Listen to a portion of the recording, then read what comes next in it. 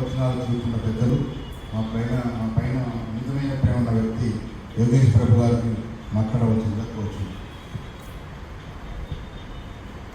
మాతృదేవోభవ పితృదేవోభవ అస్మత్ గురుభ్యో నమః. శ్రీ శ్రీ శ్రీ విదటి చిన్న శ్రీమన్నారాయణ రామానుజ జిఎస్ స్వామి వారి పాద పద్మాలకు నమస్కరిస్తూ ఎందరో మహానుభావులు అందరికీ వందనాలను. మనం మట్టి మీద పడితే జననమండి, మన మీద మట్టి పడితే మరణమండి. మన మీద మట్టి పడకముందే మన జన్మ సార్థకం చేసుకోవాలి. ఏదైనా పుస్తకం చదవాలి అంటే అది భగవద్గీత అందరూ చదవాలండి. కంటికి, ఒంటికి, పంటికి ఈ మూడింటికి శక్తి ఉన్నప్పుడే చదవాలన్నమాట. యవ్వనంలో చదవాలి. ఉన్న స్థాయి నుంచి ఉన్నత స్థాయికి ఎదగడమే భారతీయత అన్నమాట. బాట, మాట, ఆట. రాముడు నడిచిన బాటలో నడవాలి. మాట, శ్రీకృష్ణ పరమాత్మ చెప్పిన మాట వినాలి. ఆట, భగవంతుడు ఆడిస్తున్నాడన్న, ఆడాలన్న. మానవ జన్మ సార్థకం కావాలి. చాలామంది పిల్లలు ఆత్మహత్య చేసుకుంటున్నారు. కానీ మనమందరం ఆత్మస్వరూపులం అన్నమాట. యవ్వనం మహాత్ములతో సంబంధం పెట్టుకోవాలి. వృద్ధాప్యం పరమాత్మతో సంబంధం పెట్టుకోవాలి. ఈ సంబంధాలే శాశ్వతమైన ఆనందాన్ని ఇస్తుంది. జీవితంలో ప్రతి మనిషి ఆనందంగా బ్రతకాలి. మన చేతిలో ఉన్న గీత మారాలి అంటే ప్రతి మనిషి చేతిలో భగవద్గీత ఉండాలి.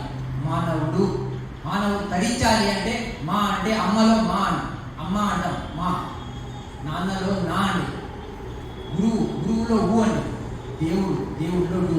ఈ నాలుగు కలిస్తే మానవుడు అన్నమాట. కాబట్టి మన జీవితంలో సార్థకం కావాలి, ఆ జన్మ సార్థకం కావాలి అంటే తల్లిదండ్రులు కావాలి, గురువు కావాలి, దేవుడు కావాలి. మొన్న ఒక అమ్మాయి వచ్చిందండి నా దగ్గర. భర్త వదిలిపెట్టాడండి, అమ్మాయి చాలా డిప్రెషన్కి వెళ్ళిపోయింది అని చెప్పారండి. నేను ఆ అమ్మాయికి చెప్పానండి, డీప్ రిలేషన్ భగవంతుడికి పెట్టుకో, సంబంధం భగవంతుడితో పెట్టుకుంటే డిప్రెషన్కి వెళ్ళాల్సిన అవసరం లేదు. మానవ జన్మ సార్థకం కావాలి. కాబట్టి మనం అందరం కుల మతాల మధ్యలో కొట్టుకుంటున్నామండి. మనిషి అన్నవాడు తరించాలి అంటే భగవద్గీత అందరం కలిసి చదువుకోవాలి. ఒక భగవద్గీత కానీ, ఒక బైబిల్ కానీ, ఒక ఖురాన్ కానీ పక్కన పెట్టే వైపు కొట్టుకోవండి. కానీ చదువుకున్న వాళ్ళు కొట్టుకుంటున్నారండి, నాది గొప్ప నాది గొప్ప అని. అందరూ గొప్పవాడే. కాబట్టి యావత్ ప్రపంచంలో శాంతి రావాలి. సముద్రం నదిని అడిగిందంటండి, ఎప్పటిదాకా వచ్చి నేను నాలో కలుస్తుంటావని.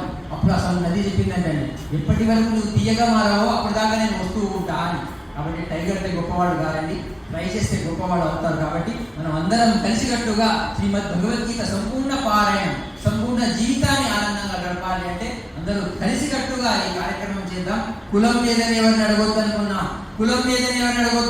కాలం మారిందని చెప్పొద్దనుకున్నా, కుల మతాలకు అతీతంగా బ్రతకాలనుకున్నా, కూల్గా జీవితం గడపాలనుకున్నా, కంటి చూపు తగ్గిందని బాధపడొద్దనుకున్నా, కంటికి రెప్పలాగా అందరినీ కాపాడాలనుకున్నా, కర్పూరంలాగా అగ్నిలో కలిసిపోవాలనుకున్నా, కాపురం అందరినీ బాగుండాలనుకున్నా, తన తల్లిదండ్రులను ఆదర్శంగా తీసుకున్నా, కొన్న వస్తువులపై వ్యామోహం పెంచుకోవద్దనుకున్నా, కొంటే స్వదేశీ వస్తువులే కొనాలనుకున్నా, కంటే ఛత్రపతి శివాజీ లాంటి పుత్రుని కనమని భారతీయ తల్లులకు విన్నపిస్తున్నా, కర్మభూమి భారతదేశంలో పుట్టినానని గర్వపడాలనుకున్నా, కర్మ భక్తి జ్ఞానాన్ని ఇచ్చే భగవద్గీత అందరి చేతుల్లో చూడాలనుకుంటున్నాను. కాబట్టి అందరం దాన్ని చదువుకుంటూ నాకు ఈ అవకాశం ఇచ్చిన బడేసార్కి ధన్యవాదాలు.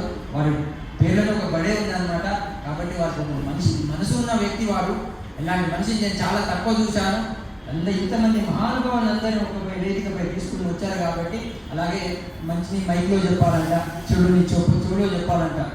ఇక్కడ ఉన్న ప్రింట్ మీడియా కానీ ఎలక్ట్రానిక్ మీడియా మీ అందరి చేతిలో ఇది ఉంది. కాబట్టి ఈ మంచి విషయాన్ని 10 మందికి చెబుతూ మనం అందరం మన జన్మని సార్థకం చేసుకుందాం, తరించుకుందాం. భారత్ మాతాకి జై శ్రీరామ్.